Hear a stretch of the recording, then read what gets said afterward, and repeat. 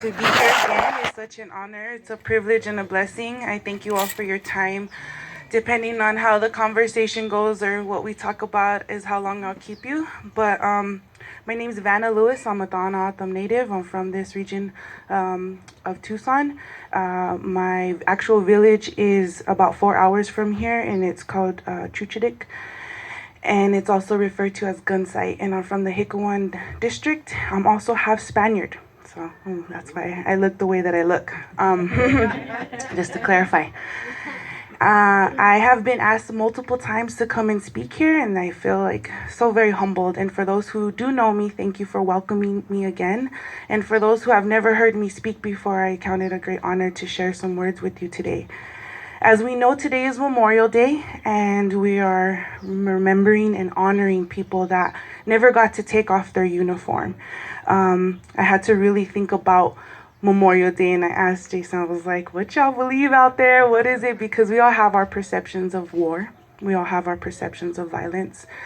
And I listened to a few speeches, and I thought, well, maybe I'll gather something from these speeches. And really, I didn't pick up anything I really wanted to share besides when we have honored these people, they gave a lot to us.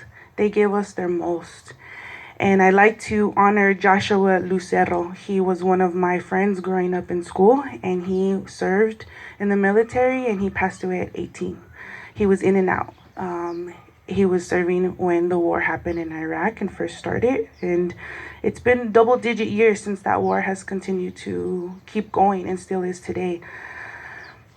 So when I think about Josh and make it really personal, I think about him at school and being this tiny little guy and his love to play chess. But then when I seen him in uniform, what a mighty, mighty man. What a strong, worthy person that I seen in this uniform. And I couldn't believe it because, like I said, we always seen Josh as really little, very quiet. And putting on that uniform changed the perception of how I saw things. Now I got to see someone that I loved and I respected and wanting to honor them despite what they were involved in.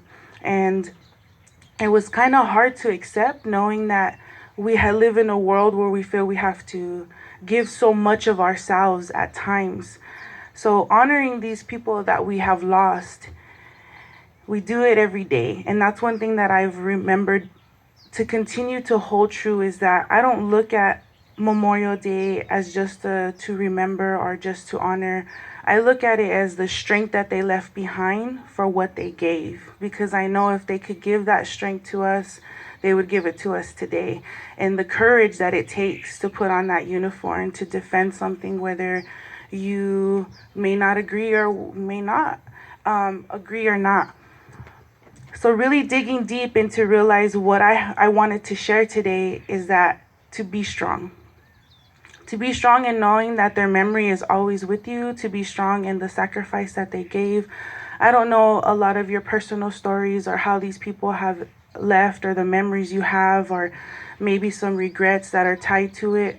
Whatever it is, that to be strong and hold their memory dear despite of whatever it is that has left them absent in our lives, but that we can continue to honor them every day. And I appreciate this day because it really helped me understand what to honor people. Because I thought, well, what is Veterans Day? Well, those are people that have served and that are still with us. So these are the people that never got to take off their uniform, and that's what we'll always remember them as. And I do reference Loy Payastoa. She was one of the first women that was killed in combat and a Native American. So she really stood out to me also, and I wanted to honor her today as well.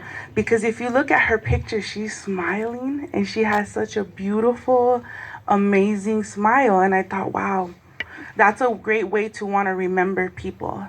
So I challenge you all to remember the great things about these people that are no longer with us and not allow the emotion to weigh us down, but the memory of them to help us to honor them and to be strong to carry them with us every day, no matter what we do. Because I like to think that I'm united in some fashion with y'all. So if it's in a fashion of an army, if it's a fashion of knowing that we've lost people in this fashion, if it means that we all know we've lost somebody in this way, that we can even gain strength in that perspective. Some of you know me because I share the word worthy, hashtag worthy, the worthy movement, the project. And I just wanted to touch on that just a little bit here while we're still honoring people. And I thought about it. How can I tie this all together and give you all a personal word of a day to remember and to honor yourselves? So I know that a lot of you here, I kind of telling Jason a little bit about my own story, and that one day I would love to be in your seat. I'll just say that. The hashtag worthy movement and the project saved my life and has continued to help me continue to pursue what I'm truly worthy of. I've struggled with addiction. I've struggled with giving too much of myself away to too many people, looking for validation, looking for love in all the wrong places, being codependent because I can't quite get my sense of my own worth going for me for whatever reason. Depression and anxiety has really wreaked havoc in my life. So now thinking that, okay, is it worth it? Is it really worth it for me to feel this way? And it sometimes always it just feels like, I don't care what you think, Vanna. You're depressed, you have anxiety, you have issues, feel them and go through them. But man, are they so challenging to want to wake up in the morning and not have to deal with even suicide? Things of those sorts. But what I tell you though is that it is. That every moment of our lives is truly worth it to being a part of an existence. Our free will got us here and we are worthy of moments that we can share like this. And so when I say I want to be in your shoes one day, is because I want to go through the program. I want to learn to better myself and to fulfill what I'm truly worthy of. And that's why I always admire seeing every one of you here, new people, and being honored to come and speak. Because I know that y'all pump life into me and worthiness in me to be able to give me a place to just share my story. That's all that I'm really doing, is just sharing my story, and that really gives me life, and that I can empower and encourage someone else. We may not be in the same shoes, but we, in the core of us all, we can struggle with the same sense of feeling unworthy.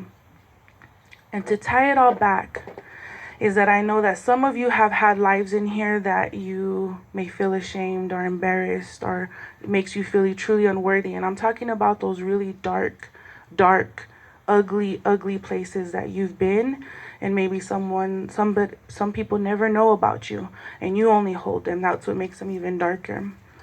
That coming to this facility, you've allowed yourself to take off that uniform or to take off that identity.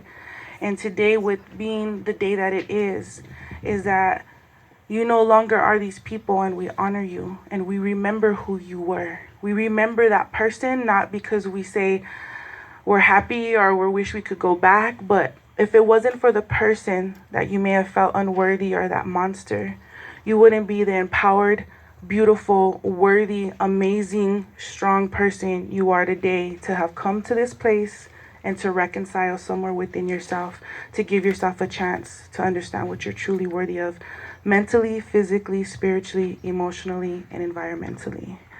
So I just wanted to share those words with you, honor you, send you a blessing. Really quick before I close, just want to ask the earth to bless you all as you walk today. I ask that the Creator will always bless you as you walk wherever you continue to go. I ask that Creator would give you the sight to see, not only for what you're seeing outwardly, but what inwardly. I ask Creator to give you the beauty that even as men we so long for, and the strength to be able to cry when it's prohibited in such a society that is sick. I ask Creator to give you the heart to love once again, even yourselves in the darkest places, because I know that some people feel unloved and unworthy of love. But your existence is pure proof that you are worthy of these things still, that you imagine or that you so seek. I ask Creator to give your bones the strength that you need to have fun today and forevermore, so that you can continue to rain a smile in this world. Because the greatest gift that you can give this world is your own happiness that you can give only unto yourself. I ask Creator that whatever you touch today, that they may turn to gold, and that you would give health to it and peace, that you may all have hands of healing, and that you may all understand the power of your goodwill, and that you choose to use it, so the medicine that it would bring to you and that it would bring to others. I ask Creator to bless this facility to continue to reconcile people with their true worth and their true love. We are not a cosmo accident, and we're not just here because of whatever reason. We are here by divine creation and purpose, uniquely fashioned, every single one of you. I ask Creator to protect you and to help you fight your battles at night and when they're internally only within you and no one knows how you feel, nor do you dare want to share. I ask Creator that you help each and every one of us today to continue to overcome anything that we must.